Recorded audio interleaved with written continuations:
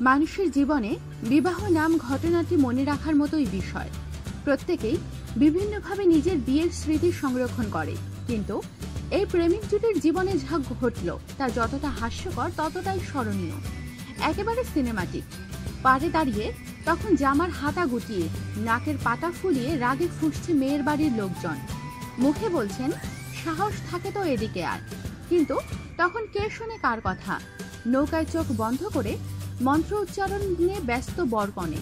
মন্ত্র বলতে বলতে ঘাড় ঘুরিয়ে পিছন ফিরে পাড়ের দিকে তাকিয়ে ফের মন্ত্রে মন দিলেন পাত্র।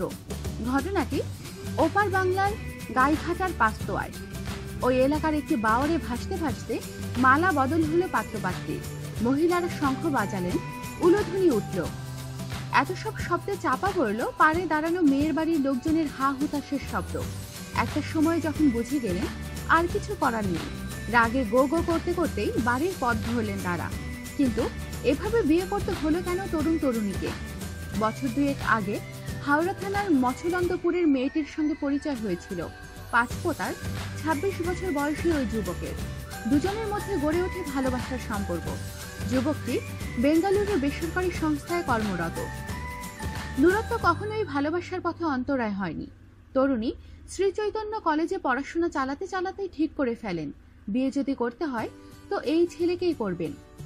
কিন্তু মেয়ে একা ভাবলেই তো হলো না, বাড়ির লোকজনের মত যে অন্যরকম। অভিভাবকরা চাইছিলেন দ্রুত মেয়েকে পাত্রস্থ করতে।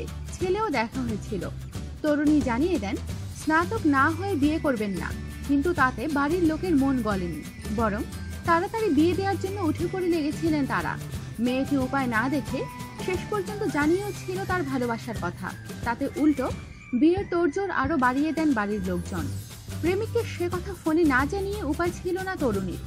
মঙ্গলবার প্রেয়সীকে বধূ বেশে নিয়ে যেতে বাড়ি ফেরেন সেই যুবক। পরিকল্পনা অনুসারে বুধবার সকালে প্রেমিকা চলে আসেন প্রেমিকের বাড়িতে। কবে কখন বিয়ে হবে তা অবশ্য তখনও প্ল্যান হয়নি, কিন্তু খোঁজ খবর করতে করতে মেয়ের বাড়ির লোকজনও হাজির হয় সেখানে। যুবকটি পাড়া প্রতিবেশীর সাহায্য চান। এক পরিচিতের বাড়িতে আত্মগোপন করে প্রেমিক যুগল। পাড়ার লোকজনই বিয়ের আয়োজন সেরে ফেলেন দ্রুত। কেনা হয় শাখা সিঁদুর, শাড়ি, আলতা, টোপর। গায়ের পুরোত মশাইকে হাজির করানো হয়। শেষে সকলে মিলে সিদ্ধান্ত নেন বিয়েটা দেয়া হবে মাঝ বাওরে, নৌকায় ভাসতে ভাসতে। তাতে করে মেয়ের বাড়ির লোকজনের পিছু ছাড়ানো যাবে। হলোও তাই। মেয়ের আত্মীয় স্বজনেরা যদি হাজির হন বাওরের পারে, দ্বিতীয় কোনো নৌকা খুঁজে না পেয়ে দাঁড়িয়েই তর্জন গর্জন সেরে ফিরতে হয়েছে তাদের। যুবকটি পরে বলেন, আমি ওকে জোর করিনি, সিদ্ধান্ত নিতে বলেছিলাম। ও যখন বাড়ি ছেড়ে চলেই এলো তখন দ্রুত বিয়েটা সেরে ফেলার কথা ভাবি। সদ্য কপালে সিঁদুর দেয়া মেয়েটির মুখে তখন এক আকাশ আলো ছড়িয়ে মুচকি হেসে বললেন, ভাগ্যিস ঘাটে আর একটা নৌকা ছিল না।